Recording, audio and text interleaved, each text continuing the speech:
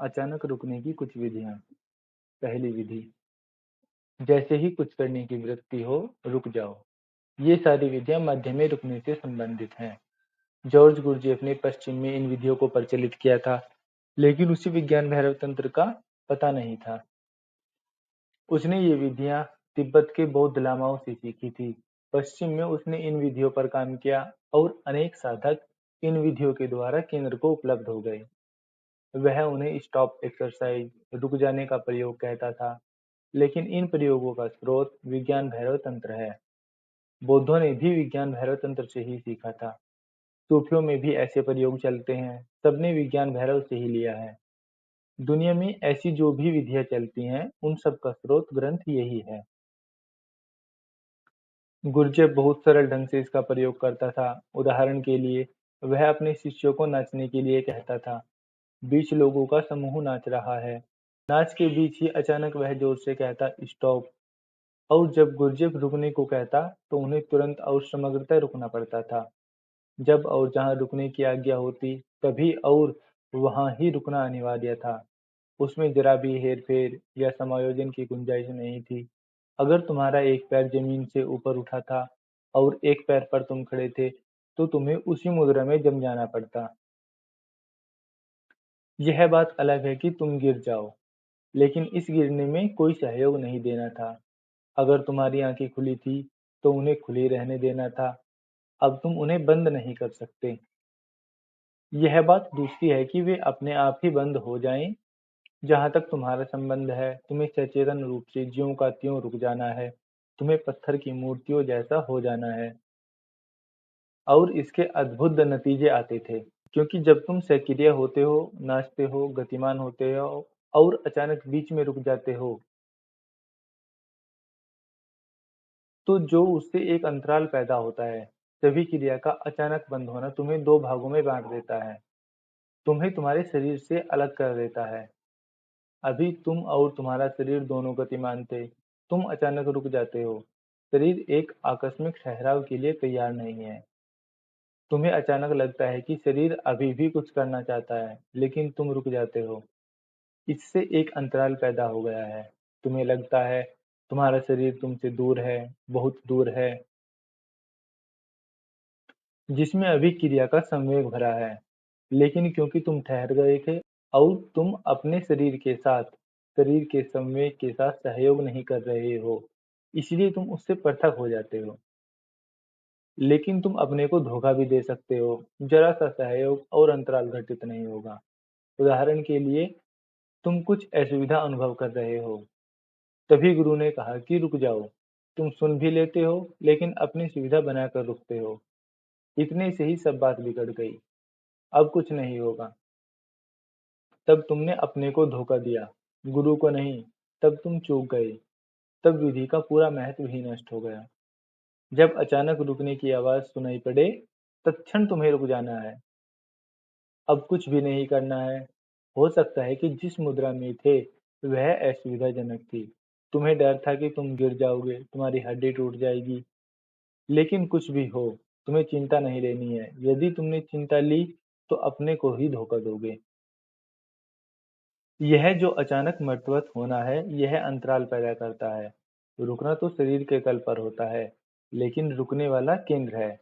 परिधि और केंद्र अलग अलग हैं। एकाएक रुकने की घटना में तुम पहली बार अपने को अनुभव करोगे, पहली बार केंद्र को महसूस करोगे। गुरजेफ ने इस विधि के जरिए अनेक लोगों की मदद की। इस विधि के कई आयाम हैं। यह विधि कई ढंग से इस्तेमाल होती है, लेकिन पहल इसकी संरचना को समझने की चेष्टा करो। संरचना सरल है। तुम कोई काम करते हो। जब तुम काम में होते हो, तो अपने को पूरी तरह भूल जाते हो। तब करते तुम्हारे अवधान का केंद्र हो जाता है। समझो कि कोई व्यक्ति मर गया है और तुम उसके लिए चीख चिल्ला रहे हो, आंसू बहा रहे हो। अब तुम अपने को पूरी तरह भूल गए हो, मरने वाला केंद्र हो गए हो और उसके चारों ओर रोने की, आंसू की, शोक की क्रिया घट रही है। अगर मैं एकाएक कहूँ कि रुक जाओ और तुम तुरंत रुक जाओ, तो तुम अपने शरीर और कर्म के जगत से सर्वथा अलग हो जाओगे। जब तुम काम में होते हो, तो तुम उसमें खो जाते हो। अचानक ठहरना तुम्हारे संतुलन को हिला देता है, वह तुम्हें तुम्हारे कर्मों से बाहर कर देता है और वही चीज तुम्हें तुम्हारे केंद्र पर पहुंचा देती है। सामान्यतः हम एक काम से दूसरे काम में गति करते रहते हैं, ऐसे बहमे वैसे सहमे। जो ही तुम सुबह जागते हो, कर्म का जगत शुरू हो जाता है। अब तुम सारा दिन सक्रिय रहोगे, तुम अनेक बार काम बदलोगे, लेकिन एक क्षण को भी निष्क्रिय नहीं रहोगे। निष्क्रिय रहना कठिन है। अगर तुम निष्क्रिय रहने की कोशिश करोगे, तो वही सक्रियता बन जाएगी। अनेक लोग निष्क्रिय होने की चेष्टा करते हैं। वे बुद्ध की तरह बैठ जाते हैं और निष्क्रिय होने की चेष्टा करते हैं। लेकिन निष्क्रिय होने की चेष्टा कैसे हो सकती है? चेष्टा ही सक्रियता बन जाएगी। तुम निष्क्रियता को भी सक्रियता बना लोगे। तुम अपने को जबरदस्ती शांत बना ले सकते हो, लेकिन वह जबरदस्ती खुद मन की क्रिया होगी। यही कारण है कि अनेक लोग ध्यान में जाने की चेष्टा करते हैं, लेकिन कहीं नहीं पहुंचते हैं। कारण है कि उनका ध्यान भी एक सक्रियता है, एक क्रिया है। क्रिया बदली जा सकती है। तुम एक साधारण गीत गा रहे थे, उसे छोड़कर भजन गा सकते हो। पहले तेज गा रहे थे, अब आहिस्ता से गा सकते हो। लेकिन दोनों क्रियाएं हैं। तुम दौड़ रहे हो, तुम चल रहे हो, तुम पढ़ रहे हो, सब कुछ सक्रियता है। तुम प्रार्थना करते हो, वह भी सक्रियता है। तुम एक क्रिया से दूसरी क्रिया में गति करते रहते हो। ऐसा रात सोने तक कर्म जारी रहता है और सोते सोते भी तुम सक्रिय रहते हो। क्रिया रुकती नहीं है। यही कारण है कि स्वप्न घटित होता है। स्वप्न उसी सक्रियता का विस्तार है। नींद में भी क्रिया जारी रहती है। अब तुम्हारा अवचेतन सक्रिय है, कुछ करता है, चीजें बटोरता है, कुछ गंवाता है, कहीं जाता है। स्वप्न का अर्थ है कि थककर शरीर सो गया है, लेकिन क्रिया किसी तल पर जारी है, केवल कभी कभी, और वह भी कुछ क्षणों के लिए। आधुनिक मनुष्य के लिए वह भी दुर्लभ है। स्वप्न बंद हो जाता है और तुम गाढ़ी नींद में होते हो, लेकिन यह निष्क्रिय अचेतन है। तुम अब चेतन नहीं हो, गहरी नींद में हो। सक्रियता बंद हो गई है। अब कोई परिधि नहीं है। अब तुम केंद्र पर हो, लेकिन सर्वथा थके हुए, अचेतन, मर्तवत।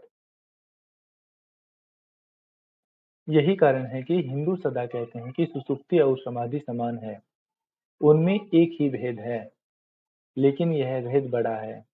भेद बोध का है। सुसुप्ति में, स्वप्न रहित नींद में, तुम अपने केंद्र पर होते हो, लेकिन अचेतन। समाधि में भी, जो ध्यान की परमावस्था है, तुम केंद्र पर होते हो, लेकिन चेतन। यही भेद है, क्योंकि बेहोश होकर केंद्र पर होने का कोई अर्थ नहीं है। यह ठीक है कि इससे तुम ताजा हो जाते हो, जीवंत हो जाते हो, ऊर्जावान हो जाते हो। सुबह तुम अधिक ताजा और आनंदित रहते हो। लेकिन अगर तुम बेहोश हो, तो केंद्र पर होकर भी तुम आदमी वही रहते हो जो थे। समाधि में तुम पूरे होश से, पूरे चैतन्य के साथ प्रवेश करते हो, और जब तुम पूरे चैतन्य के साथ केंद्र पर होते हो, तो फिर कभी वह आदमी नहीं रहोगे जो पहले थे। अब तुम जानोगे कि मैं कौन हूँ। अब तुम जानोगे कि तुम्हारी चीजें, तुम्हारे कर्म परिधि पर हैं, वे मात्र लहरें हैं, वे तुम्हारा स्वभाव नहीं है। अचानक रुकने की इन विधियों का उद्देश्य तुम्हें निष्क्रियता में डालना है। इसीलिए इस बिंदु का अचानक आना महत्वपूर्ण है, क्योंकि अगर निष्क्रिय होने की चेष्टा की जाएगी, तो वही चेष्टा सक्रियता बन जाएगी। तो चेष्टा मत करो, बस निष्क्रिय हो जाओ।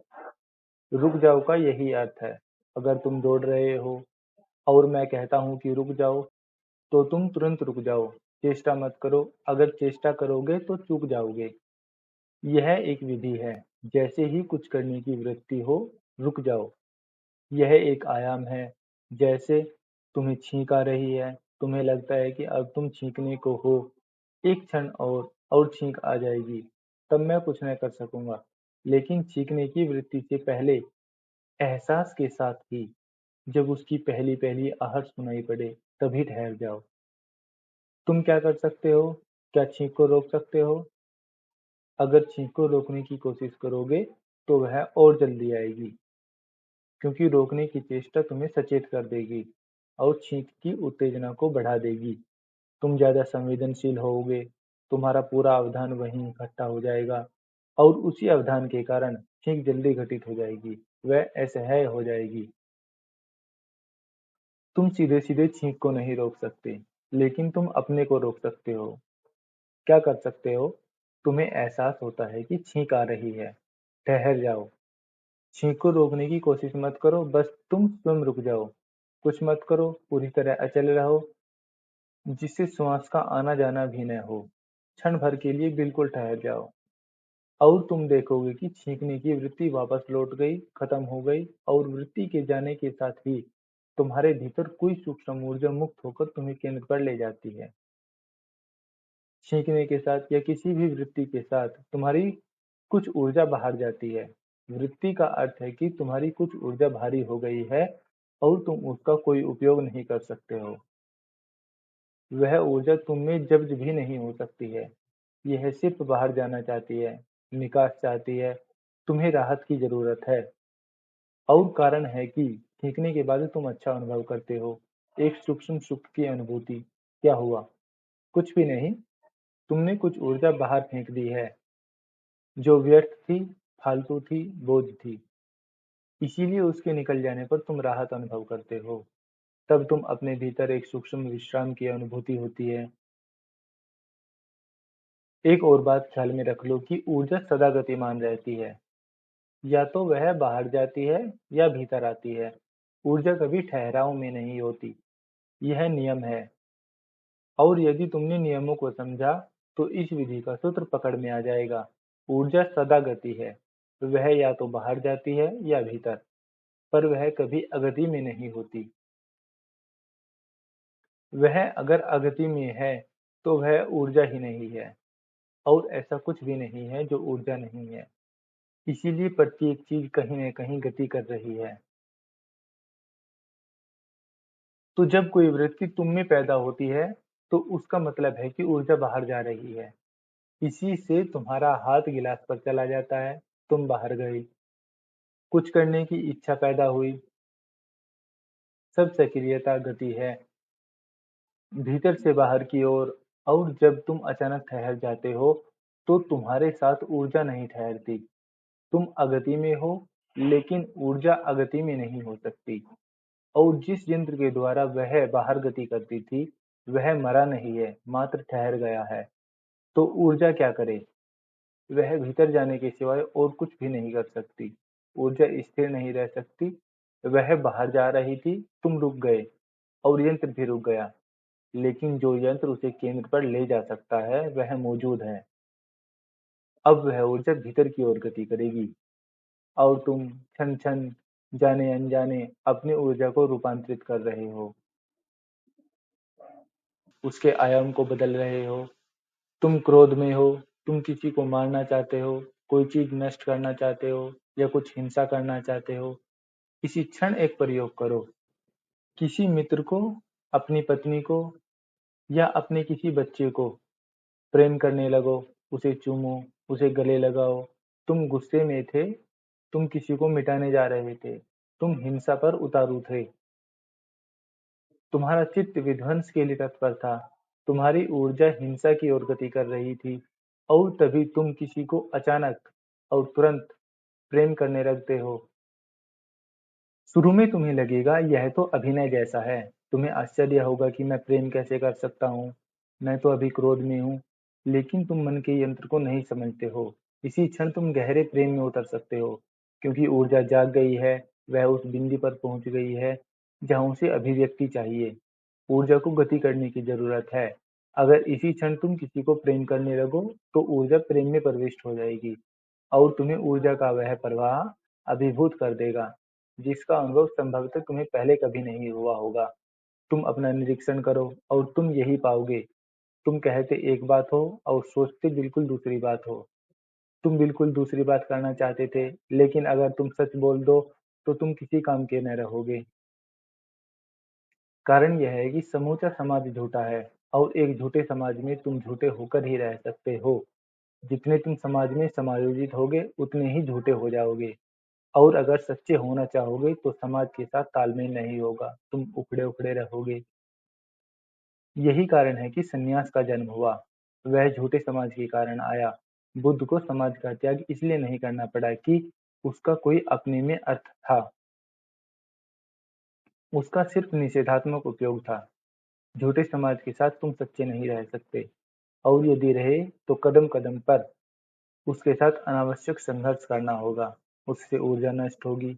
झूठे को छोड़ो ताकि तुम सच्चे हो सको। सब संन्यास का बुनियादी कारण यही था।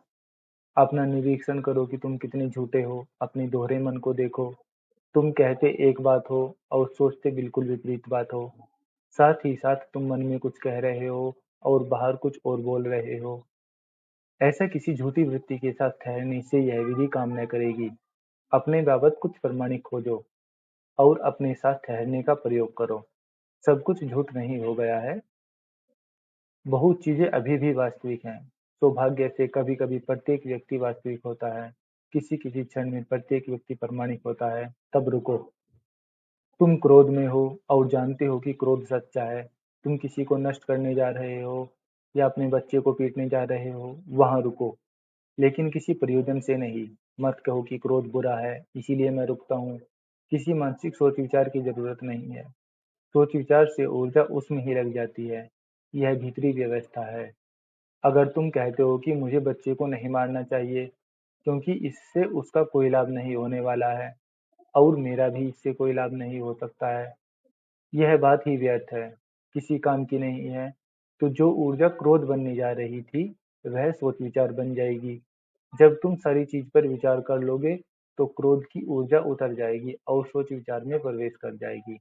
उस अवस्था में रुकने पर गति करने के लिए कोई ऊर्जा नहीं रहती है। जब तुम क्रोध में हो, विचार मत करो। यह मत कहो कि भला है या बुरा, कुछ विचार ही मत करो। एकाएक विधि को स्मरण करो और रुक जाओ। क्रोध शुद्ध ऊर्जा है, न बुरा है और न भला।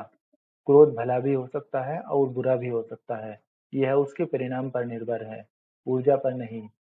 यह बुरा हो सकता है अगर यह बाहर जाए और किसी को नष्ट करे, अगर यह विध्वंसक हो जाए। वहीं क्रोध सुंदर समाधि में परिणत हो सकता है अगर वह भीतर मुड़ जाए और वह तुम्हें तुम्हारे केंद्र पर फेंक दे, तब वह फूल बन जाएगा। ऊर्जा मात्र ऊर्जा है, स्वच्छ, निर्दोष, तटस्थ। तो विचार मत करो। अगर तुम कुछ करने जा रहे हो तो सोचो मत, केवल ठहर जाओ और ठहरे रहो। उस ठहरने में तुम्हें केंद्र की झलक मिलती है। तुम परिधि को भूल जाओगे और तुम्हें केंद्र दिखने लगेगा। जैसे ही कुछ करने की वृत्ति हो, रुक जाओ। इसका प्रयोग करो। इस संबंध में 3 बातें स्मरण रखो। 1. प्रयोग तभी करो जब वृत्ति वास्तविक हो। 2. रुकने के संबंध में विचार मत करो, बस रुक जाओ। 3. प्रतीक्षा करो। जब तुम ठहर गए तो श्वास न चले, कोई गति न हो, बस प्रतीक्षा करो कि क्या होता है, कोई चेष्टा न हो। जब मैं कहता हूँ कि प्रतीक्षा करो, तो उससे मेरा मतलब है कि आंतरिक केंद्र के संबंध में विचार करने की चेष्टा मत करो। यदि चेष्टा की तो फिर चूक जाओगे। केंद्र की मत सोचो। मत सोचो कि अब झलक आने को है। कुछ भी मत सोचो। मात्र प्रतीक्षा करो। वृत्ति को, ऊर्जा को स्वयं करने दो। अगर तुम केंद्र और आत्मा, ब्रह्म के बारे में विचार करने लगे तो ऊर्जा उसी विचारणा में लग जाएगी। तुम बहुत आसानी से आंतरिक ऊर्जा को गंवा सकते हो। एक विचार भी उसे गति देने के लिए काफी है। तब तुम सोचते चले जाओगे। जब मैं कहता हूँ कि ठहर जाओ, तो उसका मतलब है पूरी तरह, समग्र रूपेण ठहर जाओ। कुछ भी गति न हो, मानो कि सारा जगत ठहर गया है। कोई गति नहीं, केवल तुम हो। उस केवल अस्तित्व में अचानक केंद्र का विस्फोट होता है।